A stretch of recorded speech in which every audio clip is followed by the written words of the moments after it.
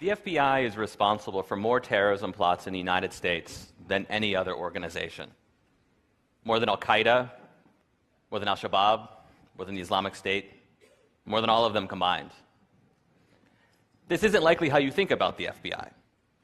You probably think of FBI agents gunning down bad guys like John Dillinger or arresting corrupt politicians. After the 9/11 terrorist attacks, the FBI became less concerned with gangsters and crooked elected officials.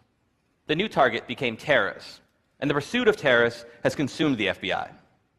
Every year, the Bureau spends $3.3 billion on domestic counterterrorism activities. Compare that to just $2.6 billion combined for organized crime, financial fraud, public corruption, and all other types of traditional criminal activity. I've spent years poring through the case files of terrorism prosecutions in the United States, and I've come to the conclusion that the FBI is much better at creating terrorists than it is at catching terrorists. In the 14 years since 9/11, you can count about 6 real terrorist attacks in the United States. These include the Boston Marathon bombings in 2013, as well as failed attacks, such as the time a man named Faisal Shahzad tried to deliver a car bomb to Times Square. In those same 14 years, the Bureau, however, has bragged about how it's foiled dozens of terrorism plots. In all, the FBI has arrested more than 175 people in aggressive undercover counterterrorism stings. These operations, which are usually led by an informant, provide the means and opportunity, and sometimes even the idea, for mentally ill and economically desperate people to become what we now term terrorists. After 9/11, the FBI was given an edict. Never again. Never another attack on American soil. FBI agents were told to find terrorists before they strike. To do this, agents recruited a network of more than 15,000 informants nationwide, all looking for anyone who might be dangerous.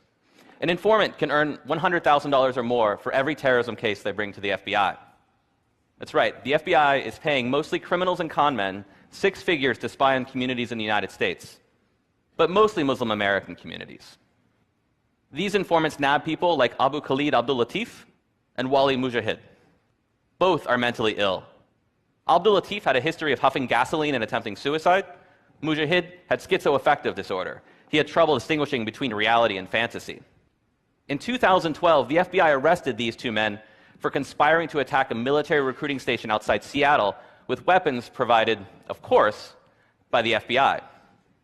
The FBI's informant was Robert Childs, a convicted rapist and child molester who was paid $90,000 for his work on the case. This isn't an outlier. In 2009, an FBI informant who had fled Pakistan on murder charges led 4 men in a plot to bomb synagogues in the Bronx. The lead defendant was James Cromedy, a broke Walmart employee with a history of mental problems, and the informant had offered him $250,000 if he participated in that plot. There are many more examples. Today, The Intercept published my new story about a counterterrorism sting in Tampa involving Sami Osmakash, a young man who was living near Tampa, Florida. Osmakash also had schizoaffective disorder. He too was broke, and he had no connections to international terrorist groups.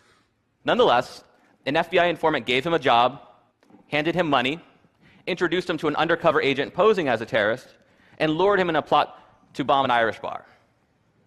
But here's what's interesting. The lead undercover agent, you can see him in this picture with his face blurred, would go back to the Tampa field office with his recording equipment on. Behind closed doors, FBI agents admitted that what they were doing was farcical. A federal judge doesn't want you to hear about these conversations. He sealed the transcripts and placed them under a protective order in an attempt to prevent someone like me from doing something like this. Behind closed doors, the lead agent, the squad supervisor, described their would-be terrorist as a retarded fool who didn't have a pot to piss in. They described his terrorist ambitions as wishy-washy and a pipe dream scenario. But that didn't stop the FBI.